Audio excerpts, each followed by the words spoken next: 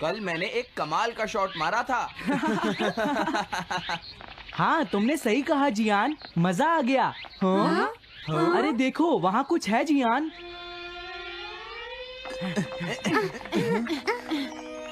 हाँ? ये क्या है? इसे खोलकर देखो। हाँ? एक कैट। लगता है इस कैट को यहाँ पर कोई छोड़ गया है।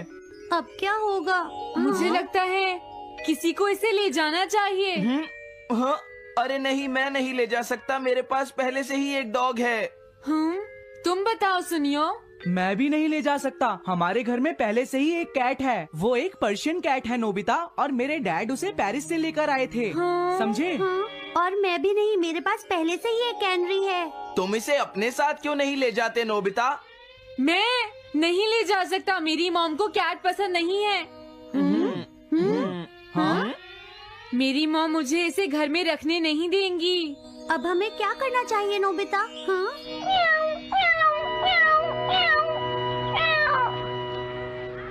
मुझे बुरा लग रहा है। तुमने सही कहा, लेकिन अब इसका क्या होगा नोबिता? ये सब तुम्हारी गलती है। अब तो तुम्हें इसे अपने साथ ही लेकर जाना पड़ेगा। क्यों, मैंने ठीक कहा ना नोबिता? हाँ सुनियो, अगर तुम इसे नहीं देखते तो कोई प्रॉब्लम नहीं होती। ऐसा मत कहो, इसमें मेरी कोई गलती नहीं है। गलती तुम्हारी है। अगर तुमने इसे नहीं देखा होता तो ये इस वक्त अपने घर पर स्नैक्स खा रही होती। हाँ, तुम कहते हो तो मैं इसे वापस बंद कर देता हूँ। मान लेंगे हमें ये मिली ही नहीं। प्लीज इस तरह से मेरी तरफ मत देखो, लेकिन मुझे इस बात का पूरा यकीन है, कोई अच्छा इंसान तुम्हें जरूर ले जाएगा।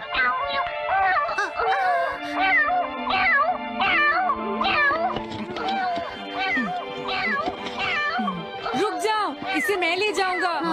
अगर तुम्हारी मॉम को ये अच्छा नहीं लगा तो? मैं इसे यहाँ नहीं छोड़ूंगा। क्या तुम सच में ये कर पाओगे नोबिता? हाँ, मैं मॉम को समझाऊंगा। थैंक यू नोबिता, तुम इसका अच्छी तरह से ख्याल रखना, ये बहुत प्यारी है। क्यों, है ना? ओके, आज से ये कैट नोबिता की है। देखो, मैं मॉम को मनाने की पूरी कोशिश करूंगा।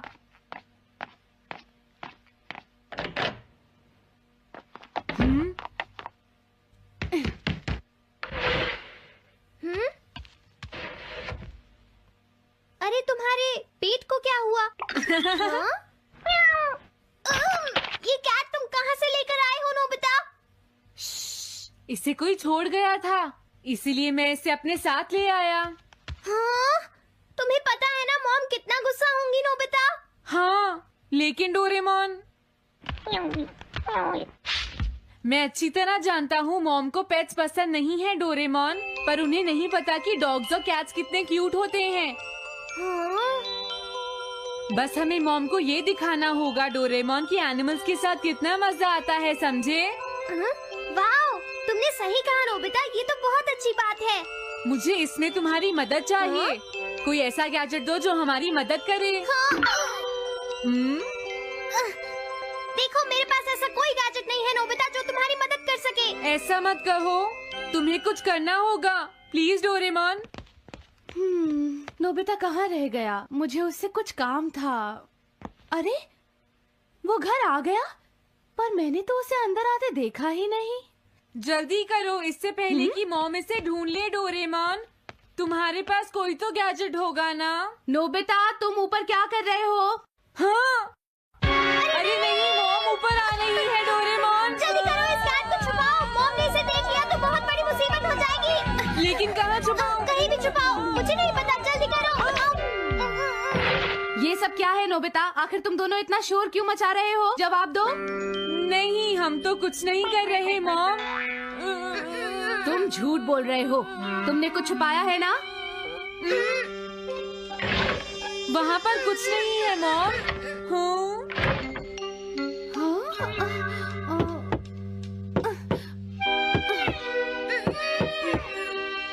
अजीब है।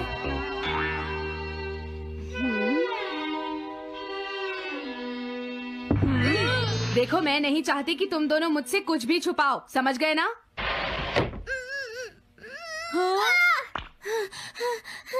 अब मैं तुम्हारी मदद नहीं करूँगा। प्रॉब्लम बड़ी है, अब क्या करें? ये तो आसान है। हमें मॉम को बस ये दिखाना है कि ये कैट कितनी स्मार्ट और यूजफुल है, समझे? ये तो बहुत अच्छा आइडिया है, पर क्या ये छोटी सी कैट वो सब कर पाएगी जो हम इसे कहेंगे? उसके लिए भी मेरे पास कुछ है। Animal reincarnation egg. वाह, ये तो एक बहुत बड़ा एग है। अगर तुम इसके अंदर जाओगे और किसी एनिमल के बारे में सोचोगे तो ये गैजेट तुम्हें उस एनिमल जैसा ही बना देगा, नोबिता, समझे? हाँ? यानी इस तरह से मैं मॉम को समझा सकता हूँ कि कैट्स कितनी यूजफुल होती हैं। हाँ, तुम सही समझे। इसमें बहुत मजा आएगा। ट्राई करते हैं। हो सकता है बात बन जाए। ठीक है डोरेमोन। बहुत बढ़िया। अब तुम्हें इस कैट की इमेज के बारे में सोचना है, नोबिता, ठीक है? हाँ, ओके। तैयार हो जाओ, मैं कवर बंद करता हूँ।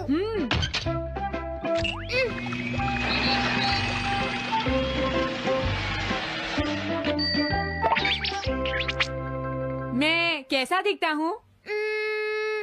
ज्यादा तो नहीं, पर हमारा काम चल जाएगा, ठीक है ना? म्याऊ। अब मैं इस असली कैट को स्टोरेज शेड में छुपा देता हूँ।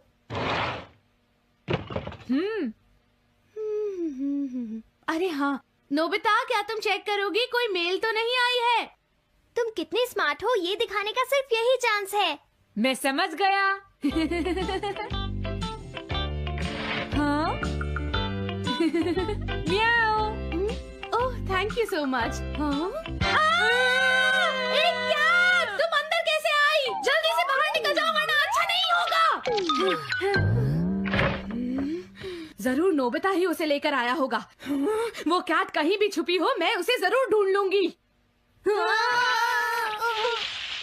मुझे लगता है वो जरूर इस शेड में छुपी होगी। अब क्या होगा, नोबिता? मुझे नहीं पता। देखो, मेरे पास मत आना। हाँ? अरे ये तो अंदर चली गई। अभी बाहर निकालती हूँ। हाँ? जिस तरह से मॉम रिएक्ट कर रही है, मुझे नहीं लगता वो मानेंगी। हमें उसके लिए कोई दूसरा ओनर ढूंढना होगा। क्या सच में? ये तो बुरा हुआ। क्या हम कुछ नहीं कर सकते? बाहर निकलो यहाँ से। घर में कोई है? आती हूँ। बोलो, क्या आपको कैट्स पसंद है? मेरे पास एक बहुत अच्छी कैट है। क्या ये वाली? लेकिन ये तो क्यूट नहीं है।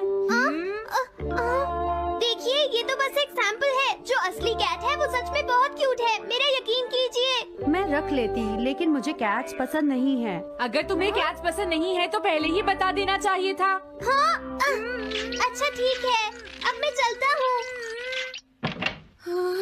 वो आखिर कहाँ छुपी होगी? जब तक वो घर से बाहर नहीं जाएगी मुझे चैन नहीं आएगा। क्या कोई ऐसा है जिसे एक क्यूट कैट चाहिए? मुझे नहीं लगता इस तरह बात बनेगी डोरेमोन। हमें हार नहीं माननी चाहिए, हमें उस कैट की मदद करनी है। क्या कोई है जिसे एक क्यूट कैट चाहिए? म्याऊ। इस बार ये नहीं बचेगी। हाँ! अरे नहीं, ये क्या?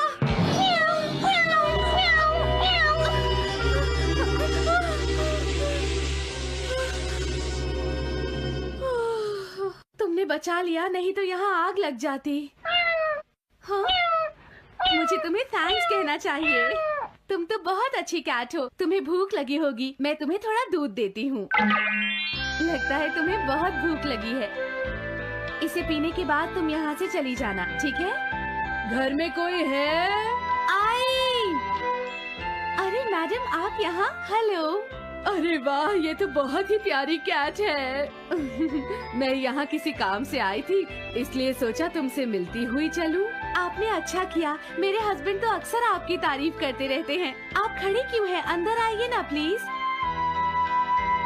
तुम्हारी कैट तो सच में बहुत प्यारी है। हाँ।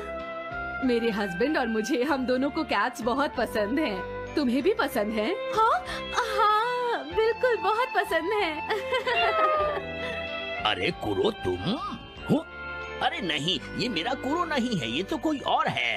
ये तो बस दिखाने के लिए एक सैंपल है। क्या आपकी कैट का नाम कूरो है? हाँ, उसने मेरा एक कीमती गमला तोड़ दिया था, इसलिए मैंने उसे भगा दिया। तभी से मेरा ग्रैंड चाइल्ड बहुत उदास है और मेरी समझ में नहीं आ रहा मैं क्या करूँ।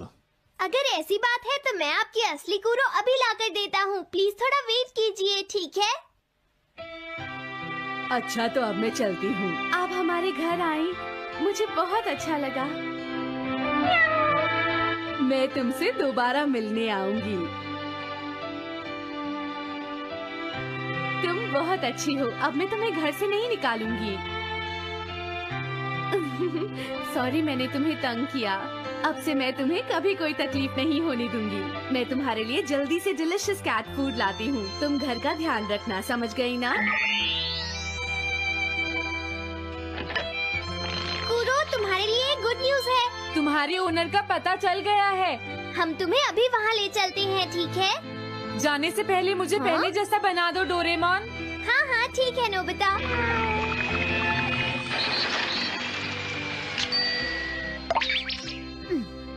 तो नोबिता, अब मैं कूरो को उस ओल्ड मैन के घर ले जाता हूँ। Bye bye कूरो।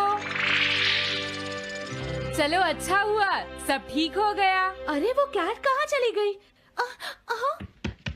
नोबिता, क्या तुमने उस कैट को कहीं देखा है? तुम कहाँ हो?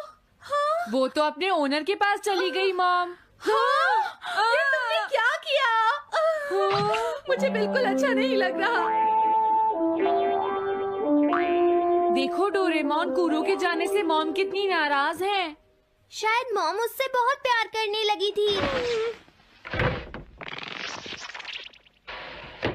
क्या करें? पता नहीं अब क्या होगा। हम कूरो को तो वापस नहीं ला सकते नोबिता। हाँ? अरे हाँ, तुम उसकी जगह क्यों नहीं ले लेते? हाँ? मुझे फिर से कैट बनना होगा। क्या तुम इतना नहीं कर सकते? देखो, ये ठीक नहीं है। वाओ, ये तो बहुत क्यूट है। हाँ, तुमने सही कहा। ये बहुत प्यारी है और मैं बहुत खुश हूँ कि ये यहाँ वापस आ गई है। पर ये नोबिता कहाँ चला गया? इतनी देर हो गई है। आज उसे वापस आने दो। हाँ? कुछ भी हो जाए, लेकिन आज मैं उसे छोड़ूंगी नहीं डोरेमोन। हाँ, हाँ, आज आप उसे बिल्कुल डिनर मत देना मॉम। नहीं हाँ? नहीं नहीं नहीं नहीं नहीं नहीं। अरे क्या हुआ? तुम इतना शोर क्यों मचा रही हो? देखो, अब मैं तुम्हारे लिए कुछ नहीं कर सकता। इस बार टाइगर मास्क में क्या होगा? अगर तुम आगे बढ़े तो ये बच्चा नहीं बचेगा। डरपोक, ये लो। और तभी अलार्म बजता है। हाँ? क्या तुम्हें लगता है तुम यहाँ से भाग सकते हो टाइगर?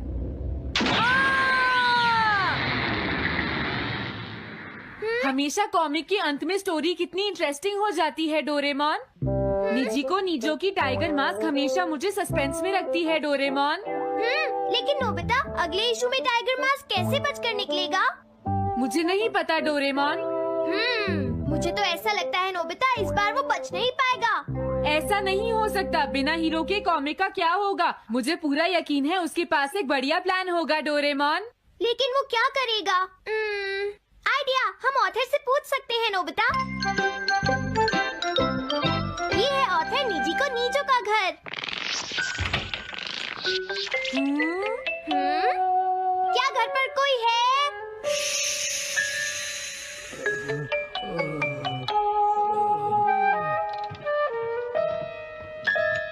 वो अंदर होंगे। एक मिनट रुको, तुम कहाँ से आए हो? हाँ? तुम्हारा नंबर बाद में आएगा। अभी वो हमारे प्रोजेक्ट टाइगर मास्क पर काम कर रहे हैं। ये तो अच्छी बात है। हम ये पूछने आए हैं कि इस इशू में क्या होगा। क्या आप बता सकते हैं? मुझे क्या पता क्या होगा। सर, क्या हमारा काम पूरा हो गया? नहीं, मेरे दिमाग में कोई आइडिया नहीं आ रहा। अभी तक नहीं हुआ। देखो, मुझे अभी तक ये क्लू नहीं मिला है कि टाइगर मास्क किस तरह से बचकर भागेगा। ये आप क्या कह रहे हैं सर? अगर आप लिखेंगे नहीं तो हम कॉमिक्स में क्या छापेंगे? ये सब तुम्हारी वजह से हुआ है। मैंने तो पहले ही कहा था कि मैं इतनी जल्दी नहीं लिख सकता। देखिए, ये ठीक नहीं है। आप अपनी गलती को दूसरों पर नहीं डाल सकते। लगता है उन्हें पता ही नहीं है कि आगे क्या होगा। अब तो मेरी ये जानने की इच्छा और बढ़ गई है डोरेमोन कि आगे क्या होने वाला है। तुमने सही कहा नोबिता। अब क्या करें? हाँ, समझ गया। अरे नहीं, मुझे इस बारे में पहले ही सोच लेना चाहिए था। लेकिन किस बारे में डोरेमोन? हम अगले महीने में जाने के लिए टाइम मशीन का इस्तेमाल करेंगे। तुम्हारा आइडिया तो बहुत अच्छा है डोरेमोन।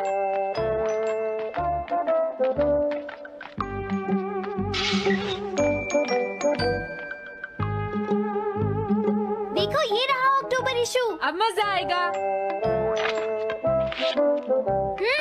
मजेदार है।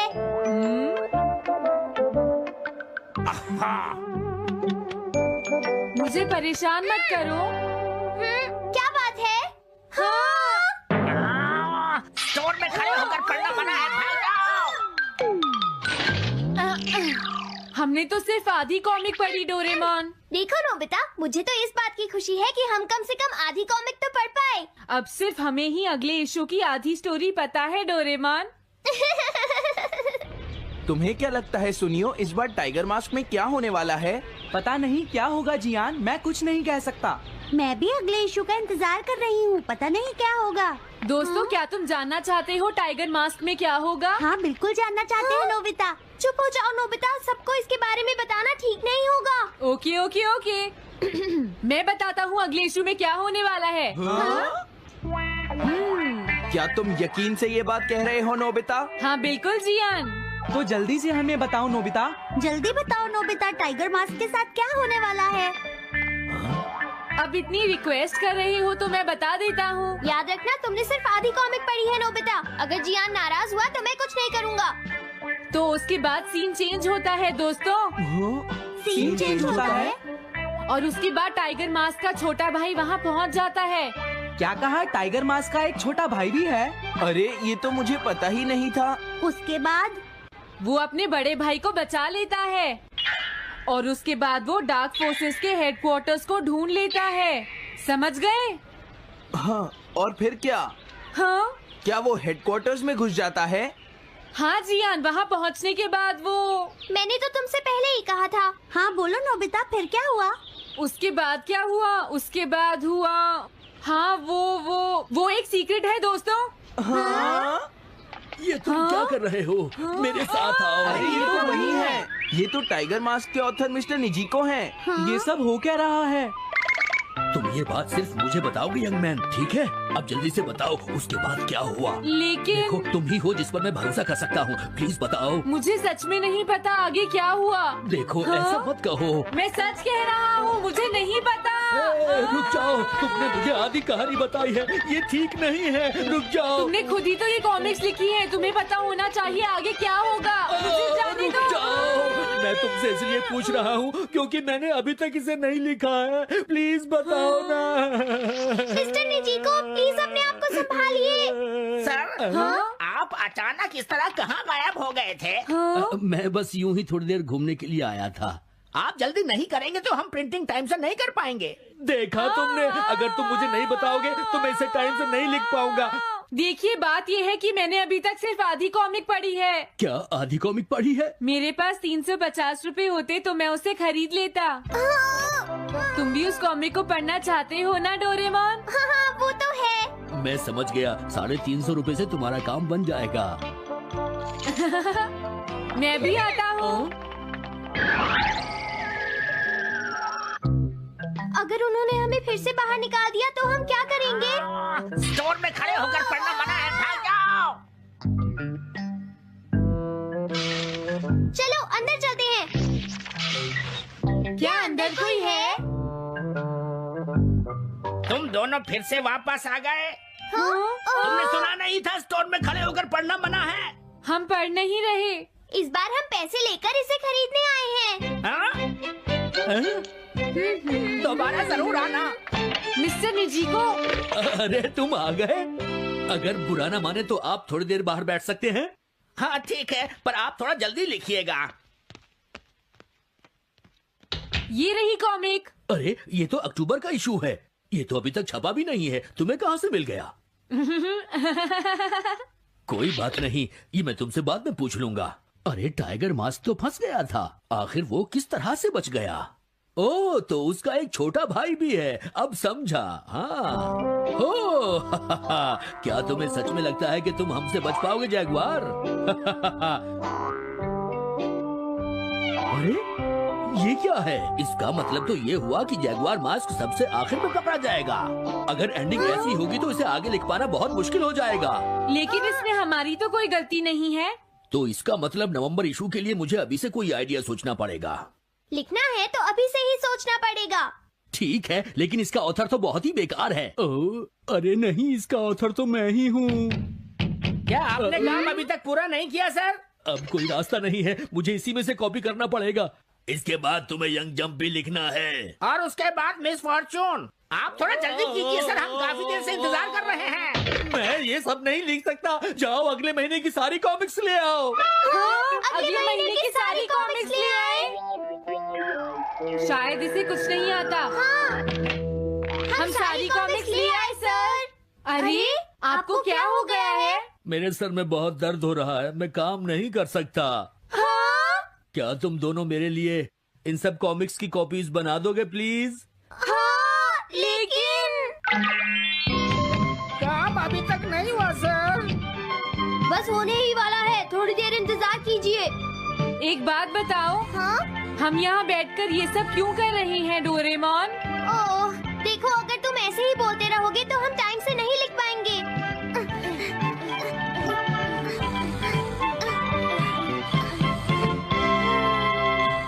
हेलो दोस्तों, स्वागत है हमारी नई वीडियो में। मैं हूं आपका दोस्त और आज हम बात करेंगे डोरेमोन की कुछ ऐसी मिस्ट्रीज के बारे में जो आपके दिमाग को हिला देंगी। डोरेमोन, वो नीला रोबोटिक कैट, हम सबका फेवरेट है। नोबिता को अपने जादुई गैजेट से बचाने वाला ये कैट अपने साथ कई अनसुलझे सवाल लाता है। तो अपने डिटेक्टिव ग्लासेस तैयार रखो और चलो खोजते हैं डोरेमोन की मिस्ट्री पार्ट 10 का राज। आज हम 5 ऐसी मिस्ट्रीज की बात करेंगे जो डोरेमोन की दुनिया को और भी रहस्यमयी बनाती हैं। हर मिस्ट्री में है ट्विस्ट, ड्रामा और ढेर सारे सवाल जो आपको रात भर सोचने पर मजबूर कर देंगे। तो बिना टाइम वेस्ट किए चलो शुरू करते हैं। पहली मिस्ट्री, डोरेमोन का टाइम ट्रैवल लॉग कहाँ है? डोरेमोन और नोबिता ने टाइम मशीन से ढेर सारी टाइम ट्रिप्स की हैं। पास्ट में डायनासोर देखने से लेकर फ्यूचर में शिवाशी से मिलने तक। लेकिन सवाल ये है, इन टाइम ट्रिप्स का रिकॉर्ड कहाँ है? क्या डोरेमोन हर टाइम ट्रैवल का लॉग रखता है?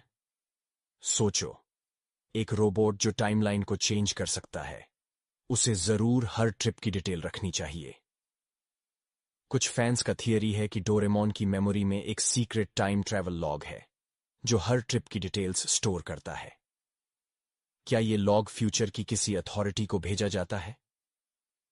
एक एपिसोड में डोरेमोन ने नोबिता को टाइम मशीन यूज करने से मना किया था क्योंकि टाइमलाइन डेंजरस हो सकती है। क्या डोरेमोन को हर ट्रिप की परमिशन लेनी पड़ती है? और एक ट्विस्ट, क्या अगर टाइम ट्रैवल लॉग में कोई गलत एंट्री हो जो टाइमलाइन को मेस कर दे? जैसे अगर नोबिता ने पास्ट में कुछ चेंज किया और डोरेमोन ने उसे रिकॉर्ड नहीं किया, क्या फ्यूचर में कोई टाइम पुलिस है जो इस लॉग को चेक करती है? अगर हां, तो क्या डोरेमोन कभी उनके रडार पर आ चुका है? सोचो, अगर डोरेमोन का लॉग हैक हो जाए। ये मिस्ट्री तो टाइम मशीन जितनी ही कॉम्प्लिकेटेड है। दूसरी मिस्ट्री, शिजुका की फ्यूचर मेमोरी। शिजुका, डोरेमोन की सबसे स्मार्ट और काइंड कैरेक्टर। वो हमेशा सही डिसीजंस लेती है और मुसीबत में भी कूल रहती है। लेकिन सवाल यह है, क्या शिजुका को फ्यूचर की कोई मेमोरी है? क्या वो पहले से जानती है कि नोबिता उसका फ्यूचर हस्बैंड है? सोचो, मंगा में बताया गया कि शिजुका फ्यूचर में नोबिता से शादी करती है, लेकिन कुछ एपिसोड्स में शिजुका नोबिता की बेवकूफी पर भी उसे सपोर्ट करती है, जैसे उसे उसका फ्यूचर पता हो। क्या अगर शिजुका को फ्यूचर से कोई मैसेज मिला है? एक एपिसोड में शिजुका ने एक अजीब डायरी में कुछ लिखा था जो बाद में गायब हो गई। क्या वो डायरी फ्यूचर की मेमोरीज का रिकॉर्ड थी? फैंस का थियरी है कि शिजुका की स्मार्टनेस सिर्फ नेचुरल नहीं है। क्या शिवाशी ने शिजुका को फ्यूचर की कुछ इंफॉर्मेशन दी है ताकि वो नोबिता को गाइड कर सके? और ट्विस्ट ये क्या शिजुका जानबूझकर कुछ सीक्रेट्स छुपाती है ताकि टाइमलाइन सेफ रहे? सोचो, अगर शिजुका असल में टाइमलाइन की गार्डियन हो। ये मिस्ट्री शिजुका की स्माइल जितनी ही चार्मिंग है। तीसरी मिस्ट्री, डोरेमोन के बैकअप का सीक्रेट। डोरेमोन एक हाईटेक रोबोट है और हर रोबोट का बैकअप होता है, लेकिन सवाल यह है, डोरेमोन का बैकअप कहां है? क्या फ्यूचर में उसका डेटा सेव है या कोई दूसरा डोरेमोन तैयार है? सोचो, अगर डोरेमोन को कुछ हो जाए तो नोबिता का क्या होगा? मंगा में बताया गया कि डोरेमोन को एक फैक्ट्री में बनाया गया था। क्या अगर फ्यूचर में डोरेमोन का बैकअप क्लोन है जो एक्टिवेट होने का वेट कर रहा है? एक एपिसोड में डोरेमोन की मेमोरी क्रैश हो गई थी और उसे फ्यूचर में रिपेयर के लिए जाना पड़ा था। क्या उस दौरान कोई बैकअप डोरेमोन ने उसकी जगह ली थी? फैंस का थियरी है कि डोरेमोन का बैकअप फ्यूचर के किसी सीक्रेट सर्वर में स्टोर है। क्या शिवाशी के पास डोरेमोन की मेमोरी का फुल कंट्रोल है? और एक और सवाल, क्या अगर बैकअप डोरेमोन में कोई गलत प्रोग्रामिंग हो जो उसे विलन बना दे? सोचो, अगर एक दिन नोबिता को 2 डोरेमोन मिल जाए। ये मिस्ट्री तो डोरेमोन की टेक्नोलॉजी जितनी ही एडवांस है। चौथी मिस्ट्री, नोबिता की लाइफ में विलन कौन है? नोबिता की लाइफ में हमेशा कुछ ना कुछ गड़बड़ होती है। ज्ञान और सुनियो उसे चिढ़ाते हैं, स्कूल में डांट पड़ती है और गैजेट्स मिसयूज हो जाते हैं। लेकिन सवाल यह है, क्या नोबिता की लाइफ में कोई सीक्रेट विलन है? क्या कोई फ्यूचर से उसकी लाइफ को मेस कर रहा है? सोचो, नोबिता का लक इतना खराब क्यों है? कुछ फैंस का मानना है कि फ्यूचर में कोई है जो नहीं चाहता कि नोबिता सक्सेसफुल हो।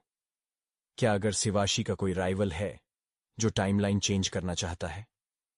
एक एपिसोड में नोबिता को एक अजीब गैजेट मिला था जो डोरेमोन की पॉकेट से नहीं था। क्या वो गैजेट किसी विलेन ने भेजा था? और ट्विस्ट ये, क्या अगर विलेन कोई इंसान नहीं बल्कि फ्यूचर की कोई टेक्नोलॉजी है, जैसे आर्टिफिशियल इंटेलिजेंस? क्या कोई एआई नोबिता की लाइफ को टेस्ट कर रहा है ताकि फ्यूचर की हिस्ट्री चेंज हो? सोचो, अगर डोरेमोन और नोबिता को एक दिन इस विलेन से लड़ना पड़े। ये मिस्ट्री नोबिता की मुसीबतों जितनी ही डीप है।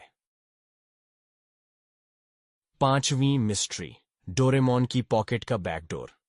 डोरेमोन की 4D पॉकेट हर बार नया गैजेट देती है, लेकिन सवाल यह है, क्या पॉकेट में कोई बैकडोर है?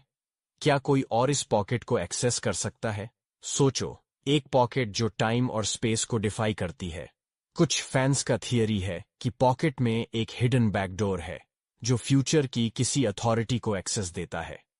क्या अगर शिवाशी या कोई और पॉकेट में गैजेट्स डाल सकता है? एक एपिसोड में डोरेमोन को एक गैजेट मिला जो उसने पहले कभी नहीं देखा था। क्या वो गैजेट किसी और ने पॉकेट में डाला था? और एक और सवाल, क्या अगर पॉकेट को हैक किया जा सकता है? क्या कोई विलन डोरेमोन की पॉकेट से डेंजरस गैजेट्स निकाल सकता है? सोचो, अगर पॉकेट का बैकडोर फ्यूचर के किसी सीक्रेट प्रोजेक्ट से जुड़ा हो। क्या डोरेमोन की पॉकेट असल में टाइमलाइन को कंट्रोल करने का टूल है? ये मिस्ट्री पॉकेट जितनी ही मैजिकल है। तो दोस्तों, ये थी डोरेमोन की 5 नई mysteries. Time travel log, Shizuka की फ्यूचर में। The smartest way to deal with toxic people always begins with recognition. If you don't see the pattern, you'll keep falling into it. And here's the truth. Most people don't like to admit toxic people don't just walk into your life wearing a sign that says, I'm toxic. They show up as friends, family members, coworkers, sometimes even as people you thought you could trust the most. At first, it doesn't always look obvious. But there's one guaranteed way to know you're dealing with a toxic pattern. Check how you feel after an interaction. If you consistently leave drained, anxious, second-guessing yourself, or even guilty without knowing why, that's not normal. That's the footprint of toxic behavior. You see, toxic people thrive on subtlety. It's not always the big blow-ups. In fact, most of the time, it's the small digs, the passive-aggressive comments, the guilt trips that seem harmless in the moment but eat away at you over time. They plant little seeds of doubt and control, and before you know it, you're adjusting your words, your behavior, and even your dreams to avoid setting them off. that's how you know you're in a pattern. Because if one person consistently makes you feel smaller than you are, if their presence in your life requires you to constantly shrink yourself, that's toxic. And here's the catch. Recognizing this pattern is hard because toxic people are skilled at making you believe the problem is you. They'll twist the story so you start questioning yourself. Maybe I overreacted. Maybe I'm too sensitive. Maybe it really is my fault. That self-doubt is exactly how they keep you trapped. They want you to second-guess yourself because as long as you do, you won't call out their behavior. You'll keep explaining, defending, and apologizing. But the smartest way forward is to flip the perspective. Instead of asking, what did I do wrong? Start asking, why do I always feel worse after dealing with this person? That question alone begins to break the cycle. Think about it. Healthy relationships aren't perfect, but they don't leave you feeling like you're walking on eggshells. They don't demand that you shrink to keep the peace. When you're with people who genuinely care, you feel seen, heard, and respected, even when you disagree. But when you're with someone toxic, disagreement turns into an attack, boundaries turn into betrayal, and honesty turns into ammunition for them to use against you later. If you see that pattern repeating itself, you're not imagining it. You're not overreacting. You're recognizing it for what it is. Let's take it deeper. Toxic patterns usually fall into 3 categories. There's the critic, the person who always points out what's wrong with you, never what's right.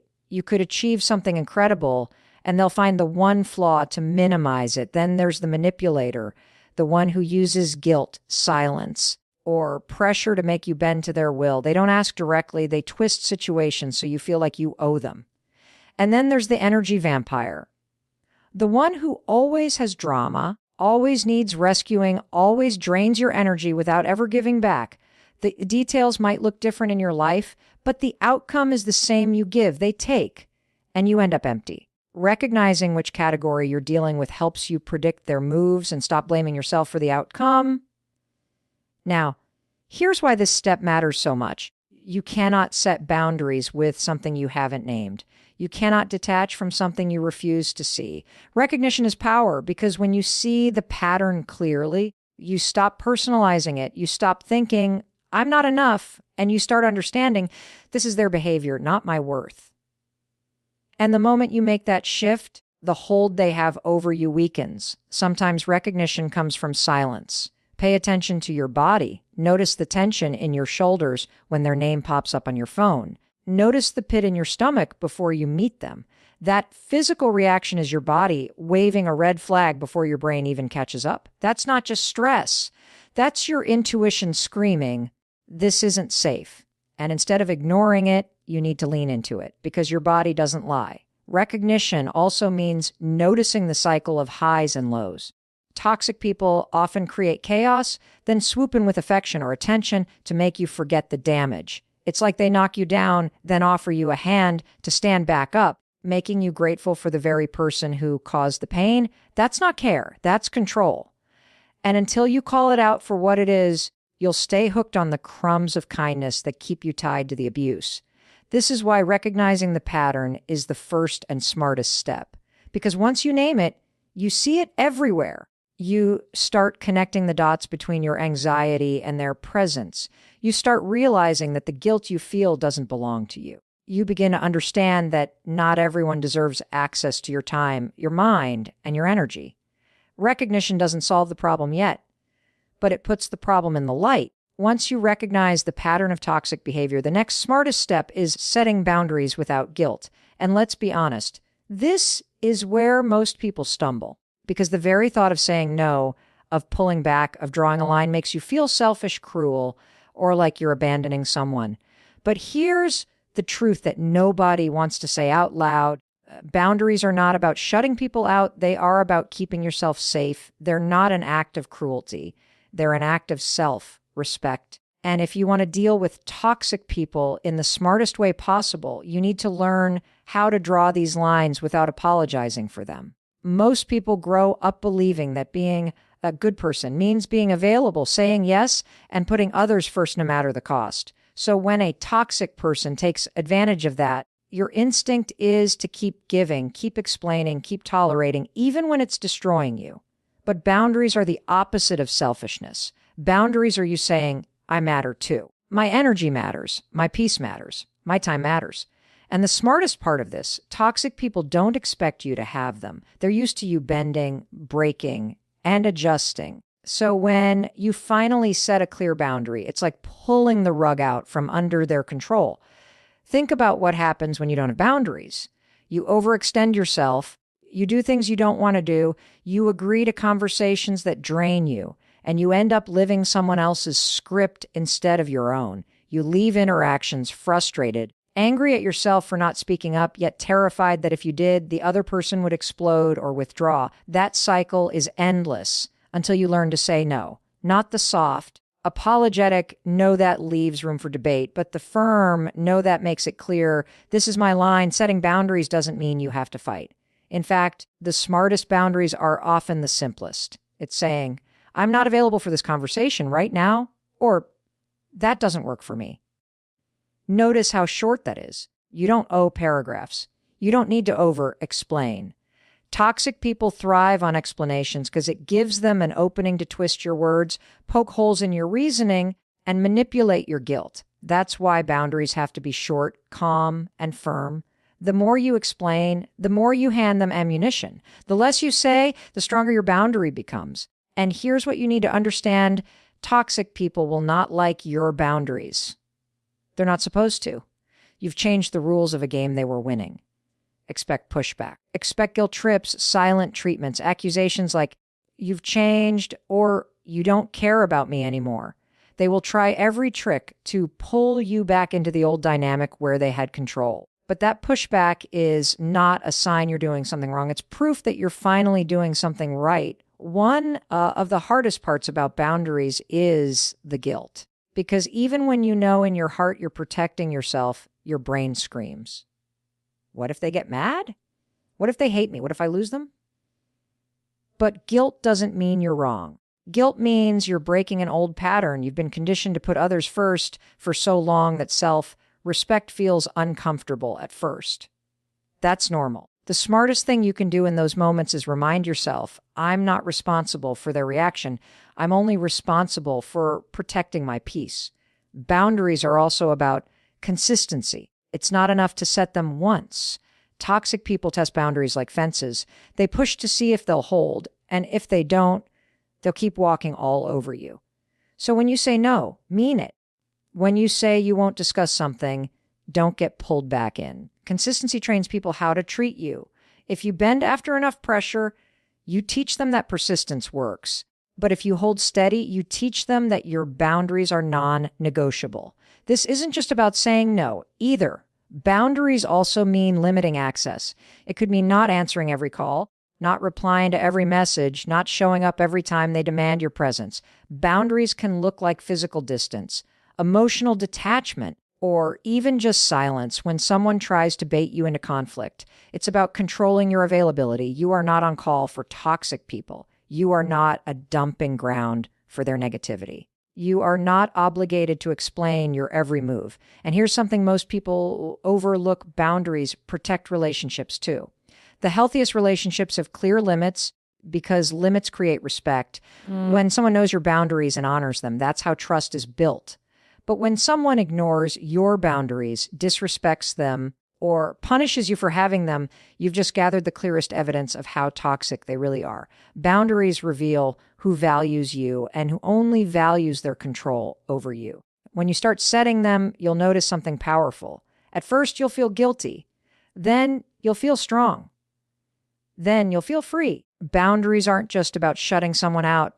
They're about giving yourself the space to breathe, to grow, to stop living under the constant weight of someone else's demands. And when you can stand calmly, clearly, and confidently behind your boundaries without guilt, you begin to take back. The smartest way to deal with toxic people after you've recognized the pattern and started setting boundaries is to detach emotionally.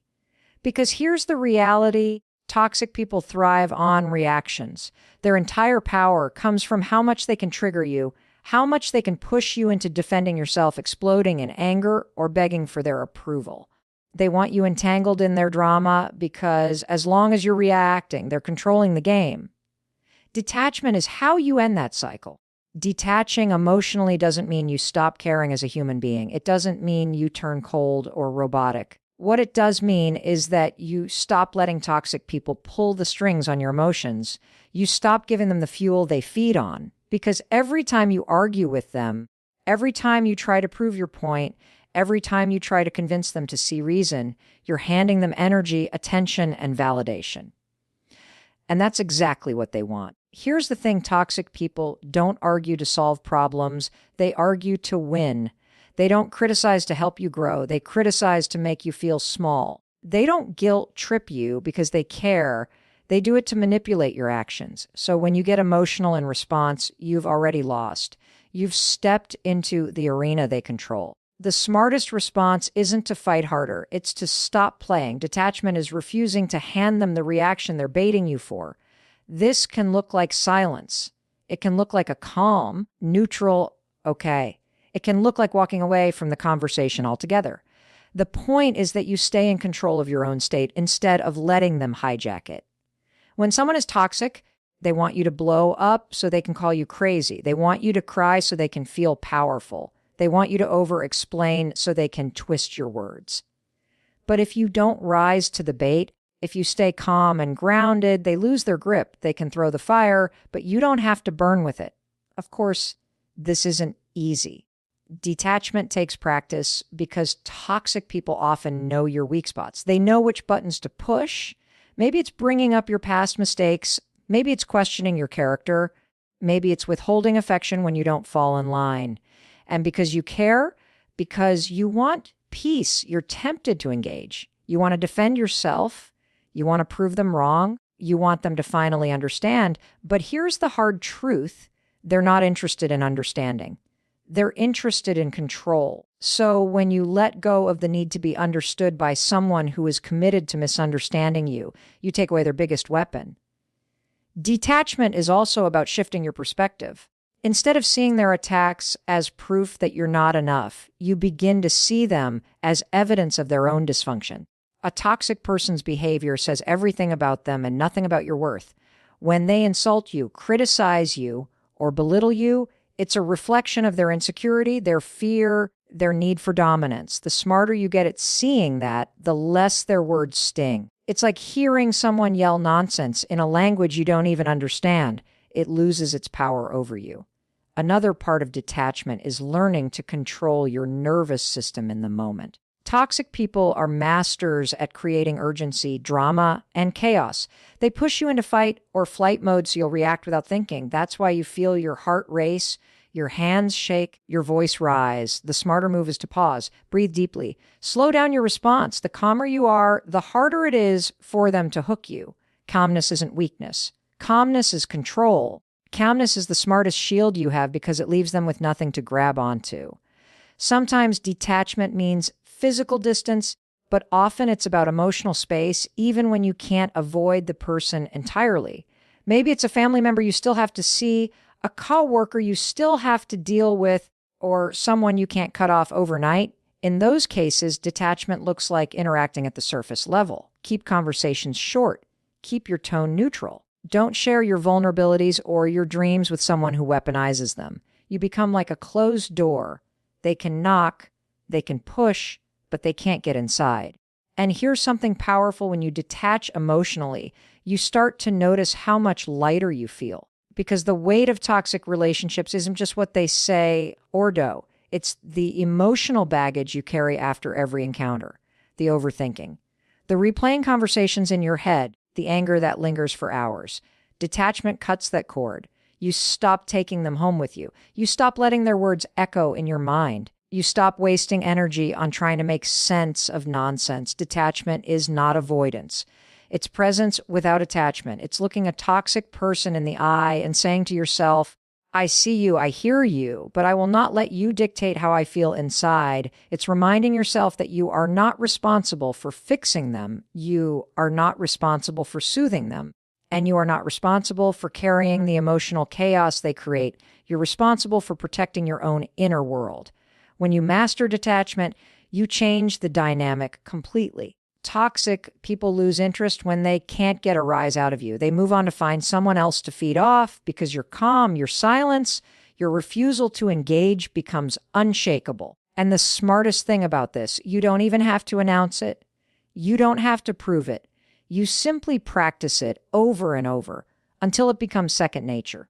Once you've recognized the pattern of toxic behavior, set boundaries without guilt, and learn to detach emotionally, the next smartest step is to protect your energy and focus forward. Because here's the truth: energy is the most valuable currency you have. It fuels your thoughts, your decisions, your growth, your dreams. And toxic people are like thieves who specialize in stealing it. They don't just take your time, they take your focus, your peace of mind, your sense of self. Protecting your energy is how you stop handing it away to people who haven't earned the right to have it. Think about how much time and energy you've wasted replaying arguments in your head, writing texts you'll never send, or coming up with the perfect comeback hours later. That's energy you could have poured into your goals, your passions, or the people who actually support you. But when a toxic person has access to your mental space, they take up residence like an unpaid tenant. Protecting your energy means evicting them from your mind, refusing to let them live rent-free in your head, and reclaiming your power to choose where your attention goes. This doesn't mean you'll never think about them again. It means that when their behavior pops up in your life, you choose not to spiral. You redirect your focus. You remind yourself that every minute spent obsessing over someone toxic is a minute stolen from building the life you actually want. Protecting your energy is an act of discipline. It's catching yourself in the loop of frustration and saying, no, I'm not giving this any more of me. The smartest way to do this is to create environments that support your peace instead of draining it. That could mean physical environments, your home, your workspace, your routines. Surround yourself with things that calm you, that motivate you, that remind you who you are outside of that toxic relationship. But it also means social environments. Pay attention to who you spend time with. Are they fueling you or are they emptying you? Do they inspire you or do they make you question yourself? Protecting your energy sometimes requires making the hard choice to limit contact, to walk away, or even to end connections that are costing you too much. It's not just about cutting people off. It's about filling yourself up. When you focus forward, you shift from reacting to toxic people to investing in yourself. That means putting your energy where it multiplies into your growth, into healthy relationships, into opportunities that light you up. Toxic people want you stuck in the past, replaying their words, reacting to their chaos. Focusing forward is the smartest rebellion. It's refusing to stay in the cycle and choosing to build something better instead. Sometimes protecting your energy is quiet. It's turning off notifications so you're not pulled into someone else's drama every time your phone buzzes. It's choosing not to answer every call. It's giving yourself permission to ignore a message until you're in the right state to deal with it, or maybe not deal with it at all. Silence is not weakness. Silence is a boundary. Silence is you saying, my energy is too important to waste on this right now. Protecting your energy also means being intentional with your thoughts. Toxic people may plant seeds of doubt in your mind, but you don't have to water them. You don't have to keep repeating their criticisms to yourself. You don't have to keep replaying their worst words until they feel like truth. Focus forward means replacing that noise with a stronger narrative. It means affirming your worth, reminding yourself of your strengths, and speaking to yourself with the kindness they never offered you. Another key to protecting your energy is learning the power of selective access. Not everyone deserves full access to you, your time, your emotions, your space. You get to decide who gets front row seats in your life and who gets moved to the back or even out of the theater entirely. Think of your energy like a bank account. Every conversation, every interaction, every thought is a withdrawal. If you're constantly overdrafting because of toxic people, you'll end up emotionally bankrupt. Protecting your energy means budgeting wisely, only giving to people and situations that create a return on that investment. Focusing forward also requires vision. When you know where you're going, toxic people lose their grip. Their distractions, their manipulations, their drama don't hit the same because you've got something bigger pulling you forward. Goals, dreams, and passions act like a compass. They remind you of the direction you're headed so you don't get stuck looking backward. When you're locked in on growth, you stop feeding the negativity and start building momentum toward the life you want. You'll notice that when you protect your energy, your standards rise. You stop tolerating conversations that drain you. You stop chasing people who don't respect you. You stop explaining yourself to those who are committed to misunderstanding you. And as your standards rise, your circle shifts. The more you focus forward, the more you attract people who are aligned with that growth, people who add to your energy instead of subtracting from it. Protecting your energy isn't just about defense. It's about offense too. It's actively choosing joy, peace, and growth over chaos, guilt, and control. It's waking up and deciding today, I'm putting my energy into something that builds me, not something that breaks me. It's focusing forward on what you can create instead of being trapped by what someone else is destroying. से मैं थोड़ा सा are से rotate करूंगा।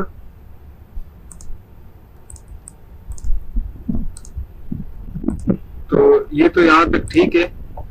अब करना ये है 7 का बटन प्रेस करेंगे, इस वर्टेक्स को सेलेक्ट करूंगा मैं, शिफ्ट डी से इसका एक डुप्लीकेट निकालूंगा और इसे मैं यहाँ एक्सट्रूड करूंगा। मैं कंटिन्यू रखूंगा इस तरह। अब करना ये है कि इस वर्टेक्स ग्रुप को सेलेक्ट करना है और एक्सट्रूड करना है वाई एक्सिस में, स्केल Y0 ताकि फ्लैट हो जाए। अब L का बटन प्रेस करेंगे लिंक सिलेक्शन के लिए, इसे नीचे की तरफ लाएंगे, बोनट को झुकाव देंगे, इससे हम एक्सट्रूड को कंटिन्यू करेंगे।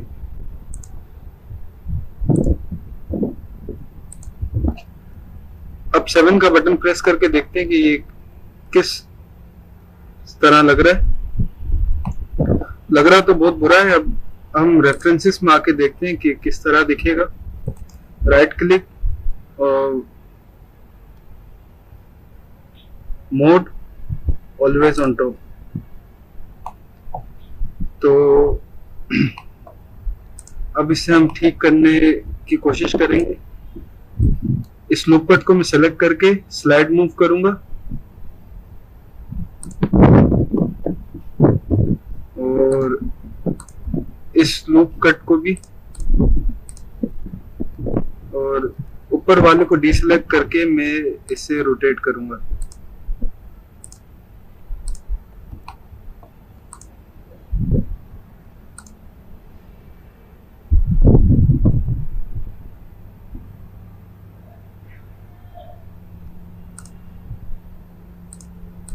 आपने बस मुझे फॉलो करना है और कुछ नहीं करना है।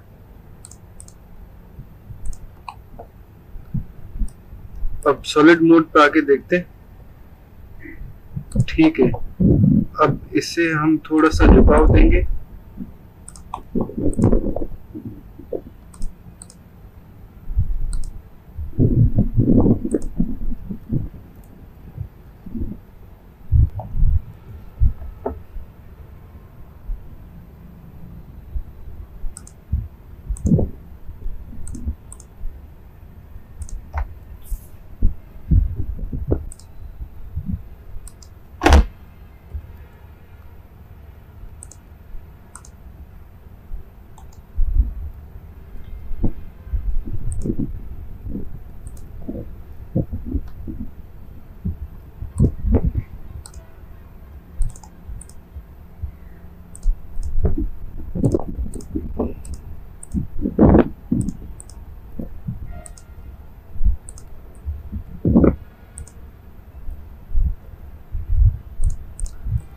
अच्छा, मैं एक बात आपसे ये बताता चलूं कि ब्लूप्रिंट 100% एक्यूरेट नहीं होते, तो अगर 19-20 आ भी रहा हो तो कोई मसला नहीं होता। अच्छा, अब हम इसके फ्रंट व्यू को थोड़ा सा स्टडी करते हैं। हमें इस शेप को मॉडल करना है, तो इसके लिए क्या करना है, हमें एक लूप कट हम यहाँ पे मजीद ऐड करेंगे जो कि इस BMW के लोगो को हिट कर रहा हो, और ये है इस कर्व लाइन। अब इसे फ्रंट से हम एज सिलेक्शन मोड पे आएंगे 2 का बटन प्रेस करके, और फ्रंट वाले को हम नीचे की तरफ झुकाएंगे, ठीक इस तरह।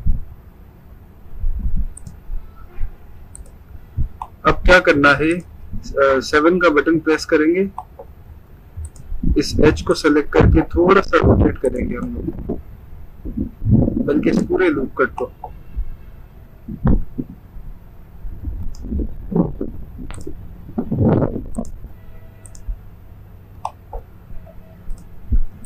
इस वाले लूप कट को भी।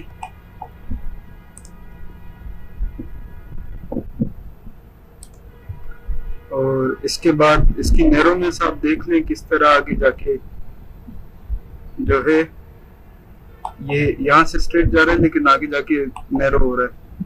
तो हमें यहाँ पे 1 का बटन प्रेस करेंगे, इन्हें डीसेलेक्ट करेंगे और डबल जी प्रेस करके हम इसे स्लाइड मूव करेंगे।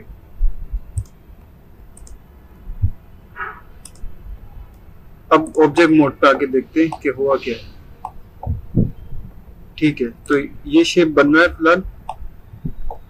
अब इतना एरिया में सेलेक्ट करूंगा, एन का बटन प्रेस करके मीन क्रीज और राइट क्लिक मार्क शार्प। अब सेम यहां पे भी करना है, right click mark sharp, object mode. तो ये फिलहाल इतना अच्छा नहीं लग रहा, जिसका रीजन ये है कि हमें इन एजेस को थोड़ा सा नीचे मूव करना पड़ेगा। अब आप देख सकते हैं बेहतर लग रहा है।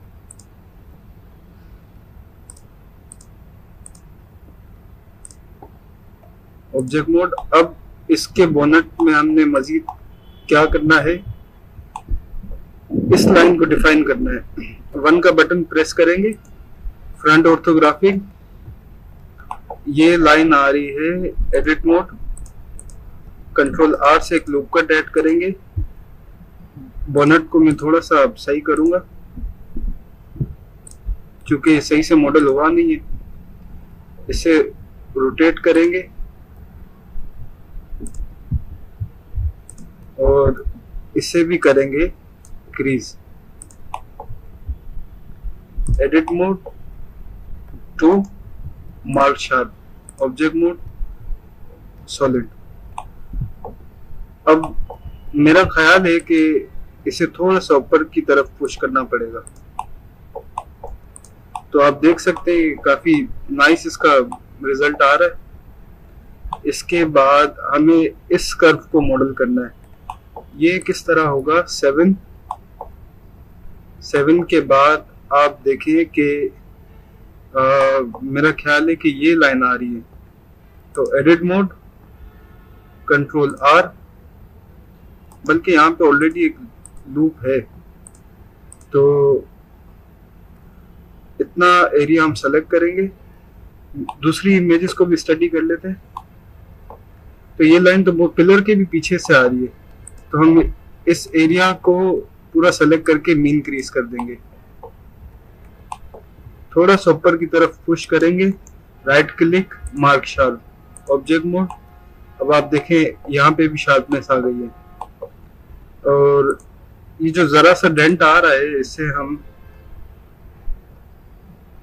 मैनुअली फिक्स कर लेंगे।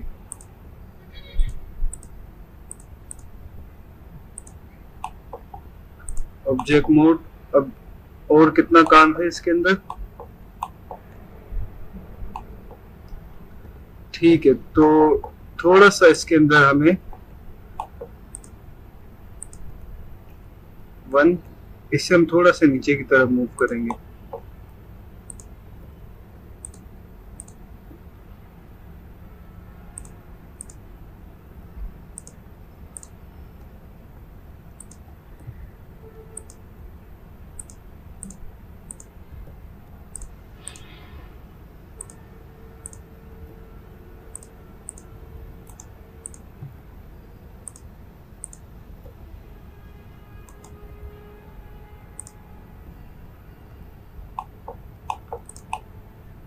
तो मॉडल बोनट रेडी हो चुका है। इसके बाद की वीडियो में हम मजीद पार्ट्स को मॉडल करेंगे। Thank you.